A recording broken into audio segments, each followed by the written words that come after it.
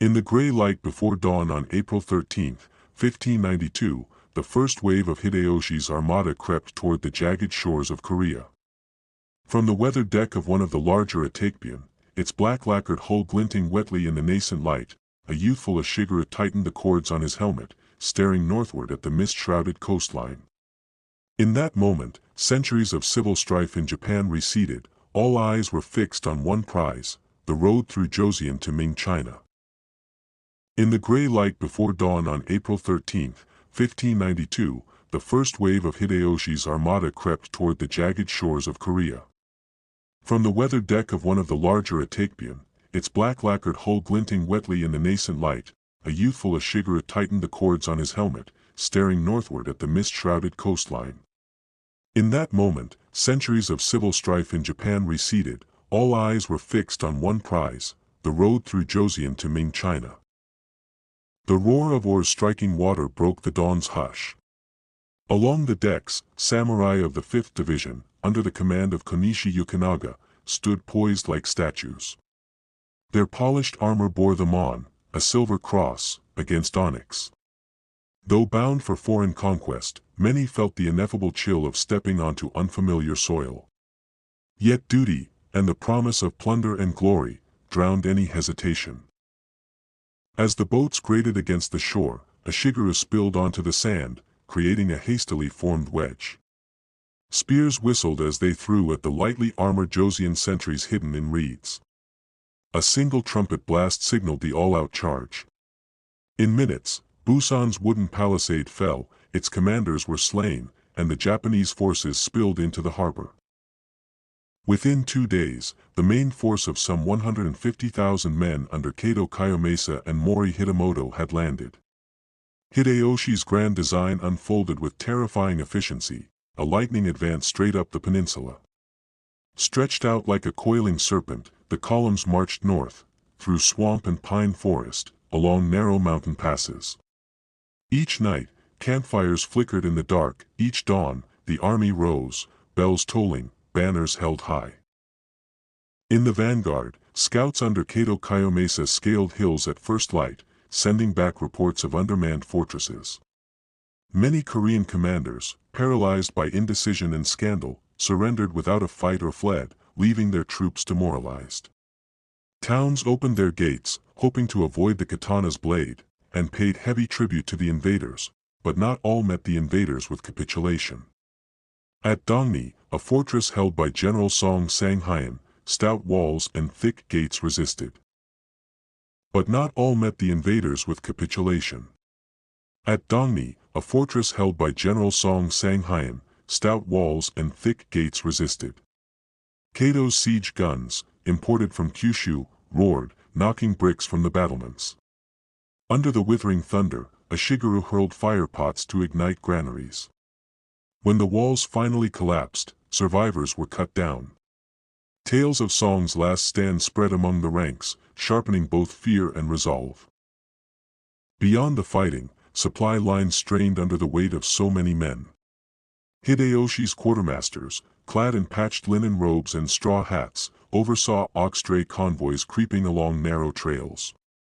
Korean peasants, caught between armies, abandoned villages, leaving fields to sprout tangled weeds. And yet, each day, fresh rice and salted fish arrived, sustaining the invaders and fueling belief in inevitable victory. By late May, the Japanese columns reached Hanseong, Seoul. From the top of Nam Mountain, Kuroda Nagamasa gazed down at the walled city. Its green-tiled palaces gleamed like jade jewels, its moat gleamed silver in sunlight. Entering through the south gate on June 2, the Japanese rode triumphantly through mud-thick streets lined with bowed civilians. Hideyoshi's envoys took up residence in the royal palace, treating it as if it were their own lord's hall in Osaka. Inside the city, Japanese commanders divided spoils. Korean silks, lacquerware, ginseng, goods beyond price at home, filled bamboo baskets. But politics simmered beneath the surface.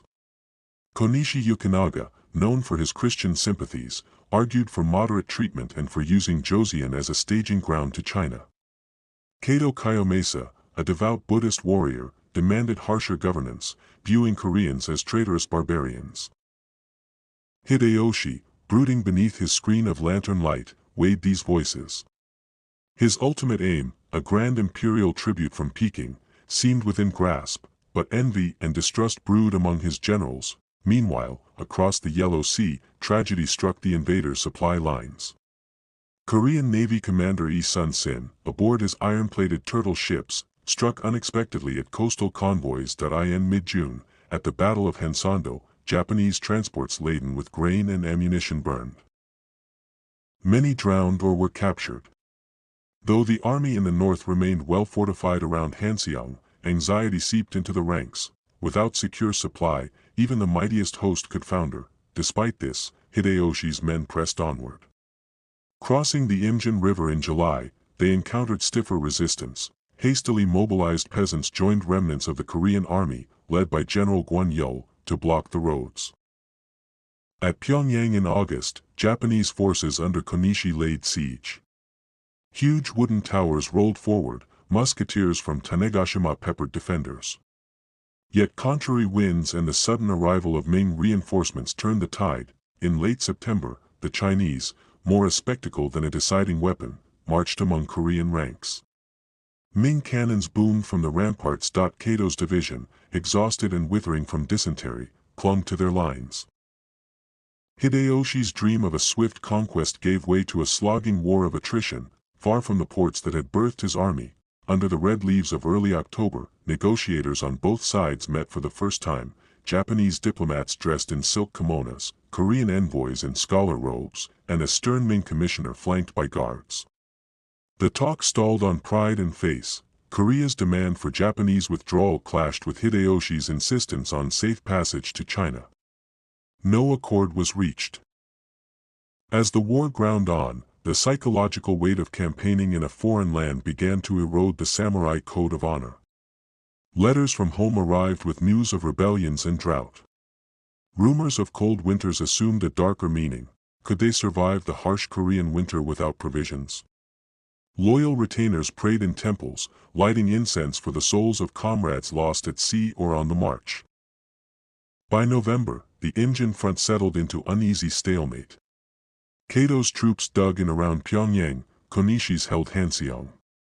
Hideyoshi, thousands of miles away, prepared fresh reinforcements as winter ice began to form on Korean rivers. The once blazing momentum of the spring campaign had cooled into a frozen quagmire. For many of the invaders, the first invasion of Korea became not a triumphal march but a bitter test of loyalty, resilience, and faith in their lord's vision. When the samurai looked out over the silent rice paddies edged with frost, they saw not conquered territory but the limits of ambition. Yet within each man burned the hope that, come spring, they might seize their glory, or at least survive to return home.